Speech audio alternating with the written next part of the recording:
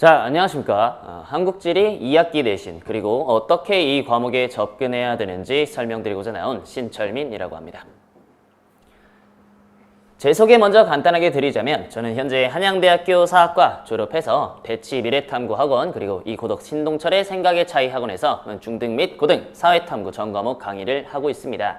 그리고 제가 오늘 특별히 이 한국지리를 소개시켜 드리는 이유는요. 저는 이 2017년 지리올림피아드에서 한국 국가대표로 세계대회에 출전한 이력이 있습니다. 즉, 누구보다도 이 지리 하나만큼을 완벽하게 전문적으로 파악하고 있고 잘 가르칠 수 있다라는 그런 말씀으로 시작드립니다. 자, 한국지리 과목 어떻게 구성되는지 이제 평가 방식부터 좀 보겠습니다. 저희 학교별로 이런 방식의 평가 방식을 좀 가지고 있는데요. 조금씩 차이는 있지만 중간고사 30%, 기말고사 30%, 이 1번에 해당하는 내용이 거의 대부분입니다. 물론 이 수행평가가 40이든 50이든 어떤 방식으로 이루어지건 간에 굉장히 학교별로 방법은 상이하지만 거의 대부분의 학교에서는 이제 학교에서 배부되는 프린트, 유인물을 잘 잃어버리지 않고 성실히 필기를 하라는 포트폴리오가 거의 대부분의 내용을 차지합니다. 물론 그 외에도 뭐 발표, 퀴즈 같은 어떤 내용이라도 들어갈 수 있게 됩니다. 이제 한국지리 과목 같은 경우에는 이제 타 과목 비교해 봤을 때 뭐 윤리와 사상, 뭐 한국지리, 그리고 뭐 경제, 정치와 법, 세계사 같은 과목들 비교해 봤을 때 그나마 선택 인원은 좀 많은 편에 들어가게 됩니다. 그러나 이 과목의 난이도가 비교적 타 과목에 비해서는 낮은 편에 속하기 때문에 이제 거의 만점에 가까운 점수를 받지 않으면 내신에서 1등급을 기대하기는 조금 어려울 것 같습니다. 자, 2학기 내신은 대체로 이런 식으로 구성됩니다. 물론 이것도 학교별로 진도 차이가 조금씩 있을 수는 있습니다만 5단원 생산과 소비의 공간, 이런 산업과 교통통신의 발달에 대해서 배우고요. 그 다음에 인구 변화와 다문화 공간이라고 하는 즉 인구 구조 위주로 학습을 좀 하게 됩니다. 이 두 개, 5단원과 6단원 모두 그래프 위주의 문제들이 많이 출제가 되게 되며 당연히 그 그래프를 공부하는 과정에서 지역별로 그리고 시기별로의 구분이 좀 필요할 것 같습니다. 그 다음에 마지막 단원은 우리나라의 지역 이해라고 해서 이제 기말고사 범위에는 거의 대부분 포함이 확실하게 되는 곳인데요. 제일 먼저 지역 구분을 배운 다음에 북한 지역 배우고 수도권, 강원도, 충청도, 호남, 영남, 제주도라고 하는 우리나라의 모든 지방의 아주 구체적인 사실들에 대해서 배우는 이 단원입니다. 사실상 한국지리의 꽃이라고 부르기도 하고요. 난이도 면에서도 가장 어렵고 암기할 내용도 가장 많다라고 말씀드릴 수 있겠습니다. 자, 이제 한국지리에서 저는 대표적으로 나오는 유형이 이런 것들이 있다. 5가지를 소개를 시켜드릴 겁니다. 자, 첫 번째는 상대적 특징에 대해서 분석하는 문제입니다. 이런 식의 정육면체 문제나 아니면 이런 식의 평면 그래프 주어지고 이 두 지역 또는 두 개의 상황을 비교했을 때 어떠한 변화가 나타났는지를 파악하는 내용입니다. 자, 예시로 이런 문제를 한번 풀어보겠습니다. 자, 정육면체가 이런 식으로 제시가 됐고요. 세 개의 축이 X축, Y축, Z축이 있습니다. 그리고 이 각각의 축에는 예를 들어서 이런 가옥의 밀집도와 같이 주어지는 데이터가 있게 됩니다. A에서 B 지역으로 이동하거나 또는 A 지역과 B 지역의 차이를 비교할 때 이 가옥의 밀집도가 높아졌는지 낮아졌는지를 정확하게 표시해주는 습관이 중요할 것 같습니다. 이런 식으로 낮아졌다면 낮아졌다, 높아졌다면 높아졌다 같이 표시를 한 뒤에 이 문제에 주어진 자료에 맞게 잘 답을 골라줘야 되겠죠. 자, 이런 것들은 거의 대부분 모든 교과서에서 동일하게 출제되는 유형입니다. 이걸 빼놓고 내는 학교도 전혀 없습니다.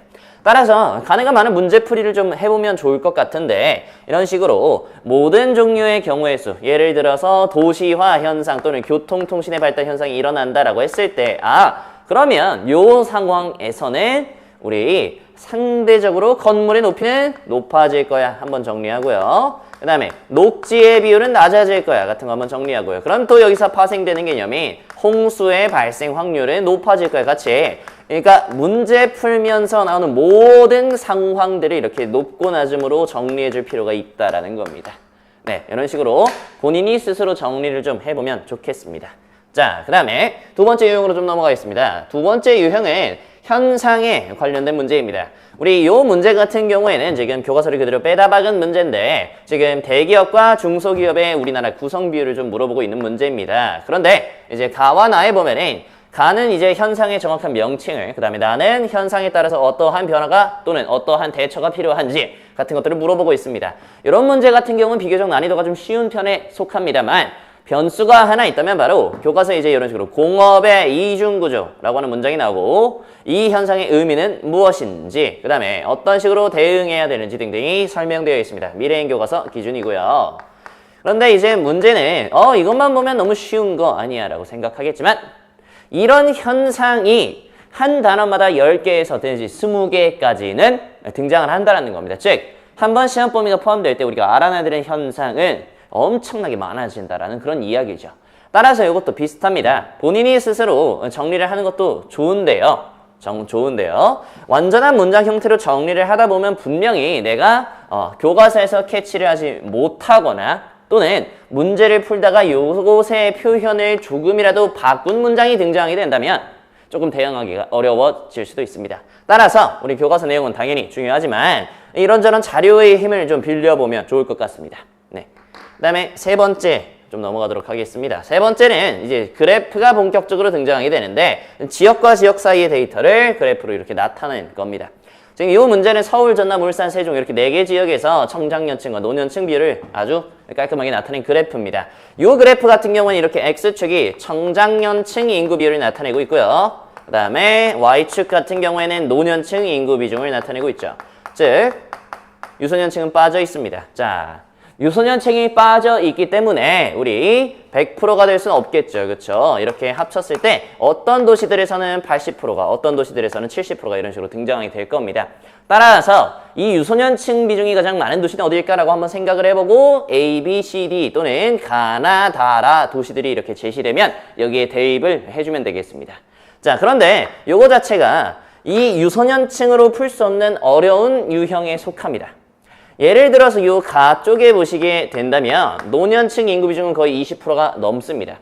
따라서 우리는 약간 핸들을 틀어서 서울, 전남, 울산, 세종 중에서 굳이 노년층의 인구 비중이 가장 높은 곳, 즉 가장 3차 산업과 2차 산업의 비중이 적은 곳은 아마도 전남일 거야 라고 골라줘야 되는 거죠. 그 다음으로 좀 특이한 지역을 하나 보게 된다면 여기 청장년층은 70%, 노년층이 제일 적게 드러나고 있는 부분입니다. 요 지역 같은 경우에는 노년층이 적으니까 아무래도 공무원들이 많이 거주하고 있는 세종시에 해당하게 될 거다. 이런 식으로 좀 특이한 지역들을 구분해 주는 게 중요하게 될 겁니다. 자, 난이도가 좀 어렵습니다. 가급적 많은 그래프들을 좀 만나봐야 될 건데요. 이런 식의 자료들은 사실 교과서에 잘 등장하지 않을 겁니다. 교과서 내용 중요하지 않습니다. 이런 유형 같은 경우에는 분명히 학교에서 나오는 프린트에서 정리되는 자료가 있을 거고 이런 자료들 같은 경우에는 약간씩 변동했을 때 이 옆에 학교에서는 이 똑같은 내용을 가지고 어떤 다른 그래프를 주는지 폭넓은 자료가 좀 폭넓은 문제풀이까지 필요하게 되겠습니다. 이게 바로 그래프 문제의 특징이었고요. 그 다음에 이런 문제는 풀 때 이런 식의 꼭 습관을 들여주는 것도 덧붙여 말해드리겠습니다. 먼저 이렇게 1, 2, 3, 4, 5번 선지에 등장하는 개념 정확하게 알고 있는지 한번 체크해야 됩니다. 총부양비 이런 용어 보면은 바로 청장년층 인구분의 노년층 플러스 유소년층 인구 이런 식으로 곧바로 개념이 좀 나와줘야 되고요. 그 다음에 두 번째 특이한 지역들 제가 아까 문제 풀 때 보여드렸었죠. 전남과 세종처럼 다른 지역에 비해서는 우리가 명확하게 특이점을 배우는 곳들이라면 반드시 먼저 제껴줘야 될 것 같습니다. 자, 그 다음에 이것도 습관의 영역이지만 이런 식으로 가가 문제 정확하게 알았다라고 한다면 많은 아이들이 가는 전남이야 하고 문제를 그냥 풀죠. 절대 안 됩니다. 고등학교 2학년 때까지 이런 습관이 들어져 있지 않으면 안 됩니다. 반드시 옆에다가 연필이든 볼펜이든 적어줘야 됩니다. 자, 그 다음에 마지막 네 번째와 다섯 번째 유형, 이번 한국지리의 아주 중요한 유형으로 좀 설명을 드릴 건데요. 자, 네 번째는 테마 비율 그래프입니다. 아까 있었던 거는 지역 비율 그래프라면 이거는 테마 비율 그래프라고 얘기를 좀 드리겠습니다. 자, 요 사료는 미래인 교과서에 수록된 사료입니다. 여기 보시면 석탄, 원자력, 천연가스, 석유, 그 다음에 신재생 에너지 등등 우리나라의 이 발전 비율이 어떤 식으로 이루어지고 있는지를 나타냈죠. 그런데 요거를 문제로 출제하면 이런 식의 원형 그래프로 출제를 하게 됩니다. A 같은 경우에는 I의 비중이 64%로 요 교과서에 제시된 사료 중 어떤 것들을 합쳤을 때 나타나겠죠. 자, 그래서 A는 석유, 석탄, 천연가스 등을 합친 화석에너지다. 그 다음에 B는 원자력 에너지다 같은 등등의 해석을 해야 합니다. 자, 그리고 나머지 아주 적은 비중이 수력 및 신재생 에너지로 편제가 되어 있죠. 자, 이런 문제는 사실 제가 좀 비교적 쉬운 문제를 가져왔습니다. 이제 이 광문고등학교 기출문제인데요. 여러 거 교과서에 수록되어 있다 하더라도 다른 그래프로 대응했을 때 또는 요 그래프만 보더라도 아 얘네를 합친 거는 또 다르게 화석연료 화석에너지라고 부를 수 있어 라고 여러분들이 머릿속으로 많이 생각을 바꿔줘야 돼요. 그래서 교과서 내용을 살펴보는 것도 너무너무 좋지만 자료의 힘이 점점 필요해지는 상황입니다. 자, 그리고 5번째입니다. 제일 중요한 유형이고요. 아마도 2학기 기말고사 때쯤 가면은 본격적으로 유형에 포함이 되겠습니다. 요 문제 같은 경우에 지금 충청남도와 대전광역시, 세종특별자치시가 백지도로 표현이 되어 있습니다. 백지도 문제는 한국지리에서 가장 중요한 유형이고 수능에도 그대로 등장을 하게 되겠죠.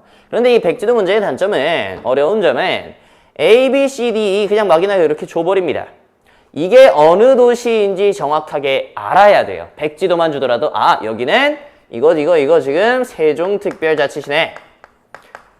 아 이런 식으로 바로바로 캐치가 돼야 되죠. 그리고 A,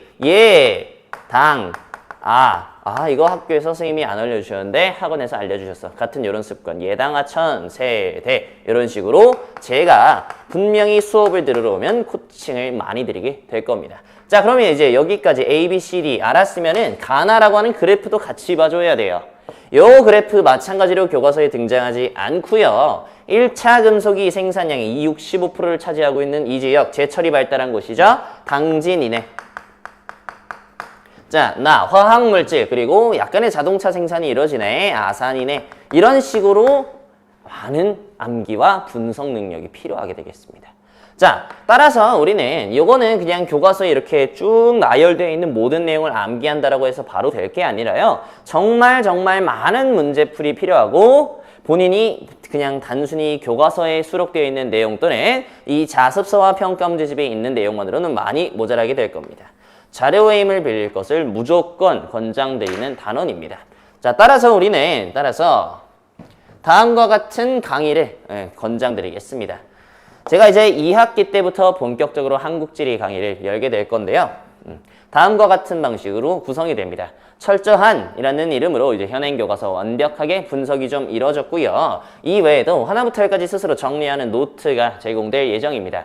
요 같은 경우에는 특히 남학생들 집에 들어가서 절대로 복습을 안 하는 아이들이 거의 존재합니다. 이제 스스로 집에 들어가서 노트 정리를 하라고 얘기를 해도 절대 안 하는 그런 아이들이 있습니다.